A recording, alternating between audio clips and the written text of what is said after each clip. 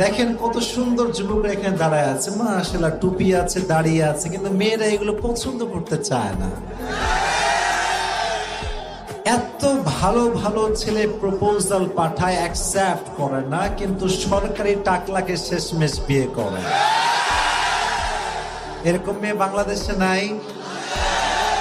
তো যখন এত সুন্দর যুবককে তারা রিজেক্ট করে, কেউ সহ্য করতে পারলেও আসিফ হুজুর কিন্তু এটা সহ্য করতে পারে না। আজকে বাংলাদেশের হাজার হাজার যুবক যারা তাদের ক্যারিয়ারে লাল বাতি জ্বালিয়ে দিয়েছে কোনো একজন মেয়ের নেশায় আসক্ত হওয়ার কারণে, তাদের লাইফকে সুন্দর করবার জন্য কোরআন থেকে ইনস্ট্রাকশন নেওয়ার দরকারটা আছে না নাই? কিতাবুন আনজালনাহু ইলাইকা লিতুখরিজান নাসা মিনাজ যুলুমাতি ইলান নূর।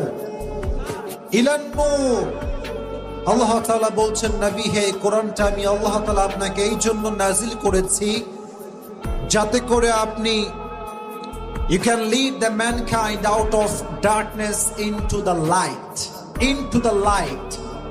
যাতে করে মানুষগুলোকে আপনি জাহান্নামী মানুষ থেকে জান্নাতি মানুষ বানাতে পারেন। সুবহানাল্লাহ। আবেগ যদি নিয়ন্ত্রণ করতে চান, ফার্স্ট টিপস আপনার জন্য, if you want to control your emotion, then you have to control your illusion.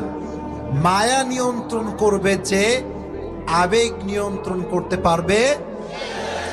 মায়া জিনিস বড় খারাপ জিনিস। এই মায়াটা হচ্ছে এমন একটা জিনিস, পৃথিবীর সবচেয়ে শক্তিশালী মানুষকে যে জিনিসটা কাবু করে ফেলে, এটার নাম হচ্ছে মায়া। এবং পৃথিবীর সব জায়গায় জিতে যাওয়া মানুষও এক জায়গায় হেরে যায়, এটার নামও হচ্ছে মায়া। ঠিক কিনা বলো? এর জন্য কারো মায়ায় পা দিও না। যখন কারো মায়ার সিঁড়িতে পা রাখবা, উঠবা হচ্ছে একটা দেয়াল পরিমাণ। খাগড়াছড়ির ভাইয়ারা কি পরিমাণ? দেয়াল থেকে পড়লে একটু আঘাত পায়, কিন্তু পরে গিয়ে আবার ঠিক হয়ে যায়। কিন্তু যখন মায়াতে পা দিবা, 10 তলায় উঠে যেও না, কারণ যার মায়ায় তুমি পড়বা সে যদি ঠাস করে ফেলায় দেয়, ওই যে বেকা হবা, আর তুমি সোজা হয়ে দাঁড়াতে পারবা না। দেখবেন কোন যুবক স্কুলে পড়ে কিংবা কলেজে পড়ে, ওই কলেজে পড়া অবস্থায় একজন মেয়েকে দেখে ভাল লাগে, আর ওই যে আবেগটা শুরু হয়, ওই আবেগের কারণে, মায়ার কারণে যুবকের পুরো ক্যারিয়ারটাই নষ্ট হয়ে যায়। তুমি যখন কাউকে খুব বেশি মায়া করবা, তো তার অবহেলা, তার ইগনোর তুমি সহ্য করতে পারবা না। দেখবেন আমরা যখন কাউকে খুব বেশি মায়া করি, তার প্রতি আমরা দুর্বল হয়ে যাই, আর মানুষ এই দুর্বলতার সুযোগ নিয়ে পুরো মানুষের জীবনটাকে কষ্ট দিয়ে ঝাঁকামাকা করে ফেলে দেয়। শোনো, এই মায়াটা হচ্ছে একটা সাগরের মতো। কিসের মতো? মনে করেন আপনি সাগরে ডুব দিয়েছেন, পুরো চতুর্পাশে থই থই পানি, চতুর্পাশে পানি আর পানি। আপনি ডুব দিবেন আর তাকাবেন, দেখবেন খালি পানি, চতুর্পাশে খালি ভালোবাসা দেখতে পায়।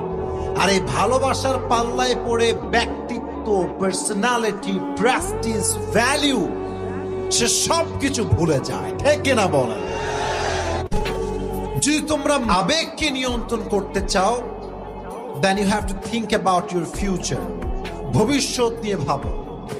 তুমি যে আবেগে পড়ে আজকে একজন মেয়েকে পছন্দ করে আব্বা আম্মার পারমিশন ছাড়া বিয়ে করছো, মনে রেখো, আব্বা আম্মাকে নারাজ করে তুমি যেই মেয়ের রাজকুমারী মনে করে বিয়ে করছো, রাজ রানী মনে করে বিয়ে করছো, এর চেহারা কালকে কাল নাগিনীও হতে পারে।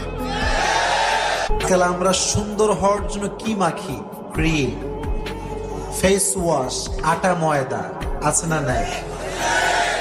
আপনি যত্ন নেন, আমার কোনো আপত্তি নাই, তবে সুন্দর চেহারা, নুরানি চেহারা যদি বানাতে চান, একটা পরামর্শ দিচ্ছি হাদিস থেকে।